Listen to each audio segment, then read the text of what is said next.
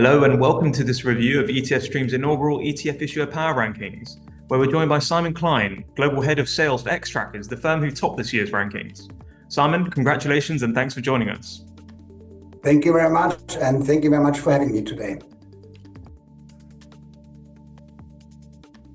Simon, it'd be great to hear a little bit about what drove DWS's ETF success last year, and how did this change from the year before? I think in the end, it's not one success factor, it's multi-dimensional factors which are important for the success. And first of all, we have to look at the ETF industry. It was a record year for the ETF industry as well. And secondly, you have to have the right products at the right time and also have a lot of innovations on the product shelves, and that in combination with very competitive pricing. And obviously also our success was also driven by the ongoing diversification of our client base, especially towards retail investors through online channels like brokers, online brokers, neo brokers. This is really driving our success next to our product range last year. And I think you know that we have entered in many new corporations last year. We rolled out our digital distribution partner team to an EMEA approach and added a couple of new, partners to our platform last year. And we see that more and more retail investors are coming to use ETFs. And so far we have 80-20, between institutional investors and retail investors. And we expect this number to move towards 60-40. So 60-40. So retail investors are really playing a more significant, part in this ETF industry in the future. First of all, I think it was for us in our UCITS ETF business was a record year. So we crossed the 20 billion NNA number in 2023. So record year. I think on our side it was equally split between equity and fixed income. I think overall, we have had a flow share of 14%, which is well above our market share. And on the fixed income side, the flow share was even higher. So the growth into our fixed income, segment and range was very significant. I think we have added a couple of innovations last year, also like target maturity date ETFs, for instance, and short-term treasury products. But in the end, we saw that our overnight money market ETF saw more than 3 billion NNA last year. Our S&P 500 equal weight ETF also more than 2 billion NNA.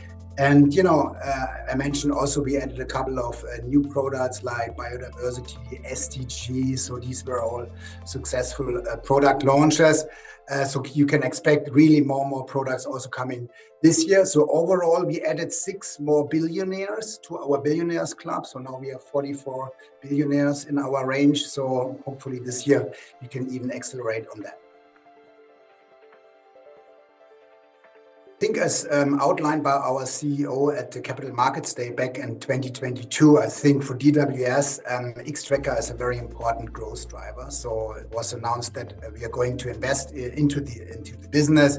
Obviously, client-based diversification, elevating the brand, that is part of the investments we are doing, but obviously also investing into the product range. And I mentioned at the beginning, you need to have the right product at the right time.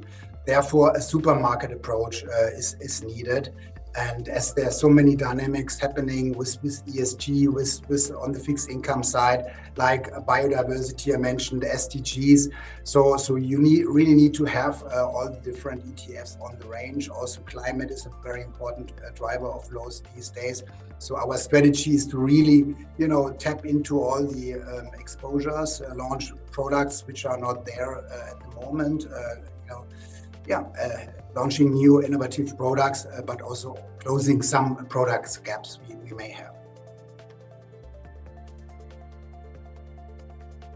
Obviously, DWS is part of the fee-cutting offensive that took place in 2023.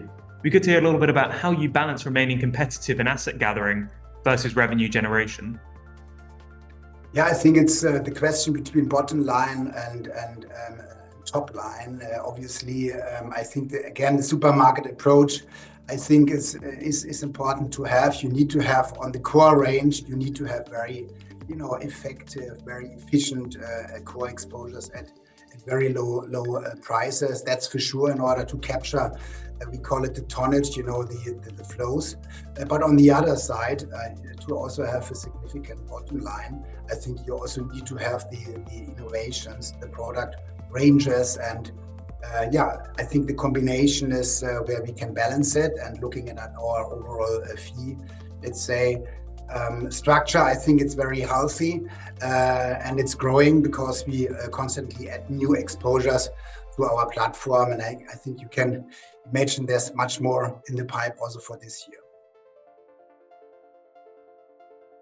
I think in the end, we will continue to work, first of all, together as one team with an Xtrackers across the different, let's say, teams, product team, the investment division, the marketing teams, the sales team. So we will constantly, push ourselves for the best result for our clients, bringing new innovations to the market. We want to elevate our Xtracker brand even further. I think you saw that we launched the new brand last year, Xtracker by DWS. So we continue to further elevate this brand, stepping more into the retail channels, being more, dominant there with bespoke, let's say, content we are going to offer to them together with our partners.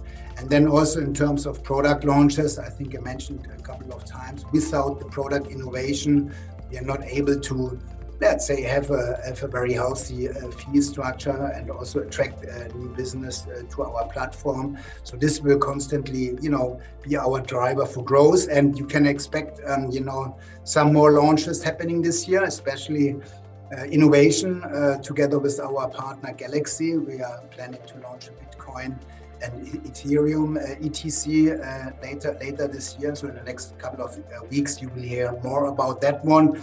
And this will, drive our success further. In the end, we call it execution on our strategy. We continue what you do every day. We are very passionate about what we are doing. And I'm very confident that we will hopefully can repeat our success this year again. It'd be good to hear a little bit more about what markets, asset classes, and geographies your firm will dedicate additional resource to serving through 2024. Yeah, I think I mentioned, Bitcoin, Ethereum. So on the crypto space, obviously, we will launch products. I think in the end, looking at the range, I think target date maturity is an area we stepped into last year. So we will continue to launch products in that area. I think there will be more and more exposures coming on the equity side. I think the US, let's say, equity asset class is pretty dominant in global equities. So also having products, stripping that exposure out would be some area we are looking into. In the end, it's the crypto space we are going to enter, continue to launch more products on the fixed income side. This is basically it.